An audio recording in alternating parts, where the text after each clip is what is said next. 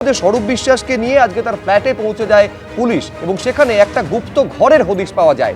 সেই গুপ্ত ঘরের দরজা বন্ধ ছিল, ডিজিটালি লক করা ছিল সেই ঘর দরজা।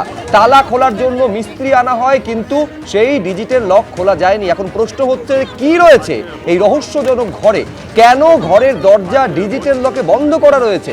সঙ্গে স্বরূপ বিশ্বাস ছিলেন, কিন্তু তাও লকের কোড জানতে পারেনি পুলিশ। স্বরূপ বিশ্বাসকে গ্রেফতার করার পর স্বরূপ বিশ্বাসের যে শাহপুর কলোনির বাড়ি রয়েছে নিউ আলিপুর থানার অন্তর্গত, সেই শাহপুর কলোনির বাড়িতে কিন্তু রীতিমতো সেই ফ্ল্যাট বাড়িতেই কিন্তু নিউ আলিপুর থানার পুলিশ কেন্দ্রীয় বাহিনীর জওয়ানদেরকে সঙ্গে নিয়ে তারা কিন্তু এখানে সার্চ করছেন। যেটা দেখা যাচ্ছে যে কেন্দ্রীয় বাহিনীর জওয়ানরা তারা কিন্তু রয়েছেন, পাশাপাশি ওপরে কিন্তু নিউ আলিপুর থানার পুলিশ কেন্দ্রীয় বাহিনীর জওয়ানদেরকে সঙ্গে নিয়ে এবং স্বরূপ বিশ্বাসকে সঙ্গে নিয়ে কিন্তু এই ফ্ল্যাটে তল্লাশি প্রক্রিয়া চালাচ্ছেন। পুলিশ দেখেছিল, গিয়েছিলাম। কার বাড়িতে গেছিলেন? এই মন্ত্রী বাড়িতে। স্বরূপ বিশ্বাসের বাড়িতে কি করতে গেছিলেন আপনি? মেন দরজা খুলতে গিয়েছিল।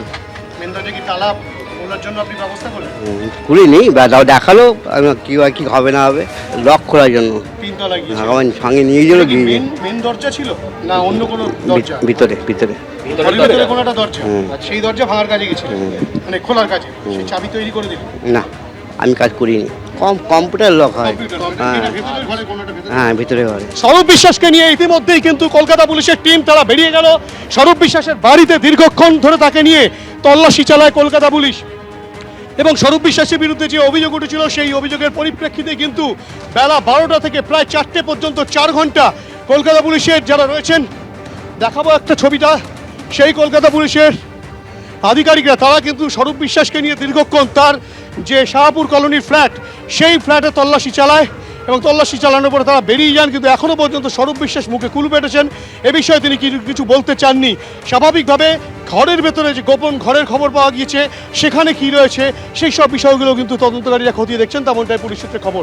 ক্যামেরা দীপ্তন্দু চক্রবর্তীর সঙ্গে হিন্দল দে, এবিপি আনন্দ, কলকাতা। বিধানসভায় বিধায়কদের সই জালিয়াতি কাণ্ডে ফের অভিষেক বন্দ্যোপাধ্যায়ের বাড়িতে পৌঁছেছে সিআইডি।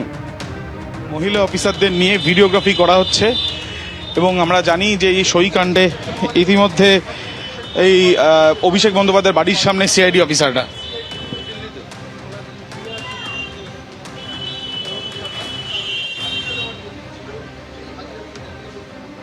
অভিষেক বন্দ্যোপাধ্যায়ের বাড়ির সামনে এসে পৌঁছেছেন সিআইডির অফিসাররা। সই যে কাণ্ড, সেই সই কাণ্ডে আমরা দেখছি যে মহিলা অফিসারদের নিয়ে ভিডিওগ্রাফি করা হচ্ছে। এর আগে দুটি নোটিশ করা হয়েছিল অভিষেক বন্দ্যোপাধ্যায়কে। আজকে 8 তারিখ অভিষেক বন্দ্যোপাধ্যায়ের ভবনে সিআইডি দপ্তরে হাজিরার দেওয়ার তারিখ ছিল বা দিন ছিল, কিন্তু আমরা দেখেছি যে ছবি সামনে এসছে যে বিরোধী জোটের যে বৈঠক সেখানে তিনি উপস্থিত, কিন্তু সিআইডির তরফ থেকে ইতিমধ্যে এসে তারা পৌঁছেছেন অভিষেক বন্দ্যোপাধ্যায়ের এই যে কালীঘাটের যে বাড়ি রয়েছে সেখানে।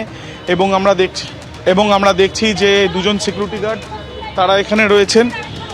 সেই সিকিউরিটি গার্ডদের তারা কিন্তু বলছেন যে তারা কথা বলতে চান। সেই সিকিউরিটি গার্ডরা এখনও পর্যন্ত দরজা বন্ধ অবস্থাতেই রেখেছেন, হাতে ফাইল সিআইডি অফিসারদের, এবং সেখানে সম্ভবত কিছু নথি, যে নথি তারা দিতে চান বা নথি সেটি নোটিশ হতে পারে, এবং সেই নোটিশ বা সেই নথি তারা দিতে চান বা সেই বিষয় নিয়ে তারা কমিউনিকেশন করতে চান। সেই জন্যই তারা কিন্তু অভিষেক বন্দ্যোপাধ্যায়ের বাড়ির এই যে সিকিউরিটিতে যে দুজন রয়েছেন তাদের সাথে কথা বলছেন। ভেতরে একটি গাড়ি রয়েছে এবং বাইরের যে গেট, সেই গেট বন্ধ অবস্থায়। অভিজিৎ দাস দেখাচ্ছে সেই ছবি। এবিপি আনন্দ, এগিয়ে থাকে, এগিয়ে রাখে।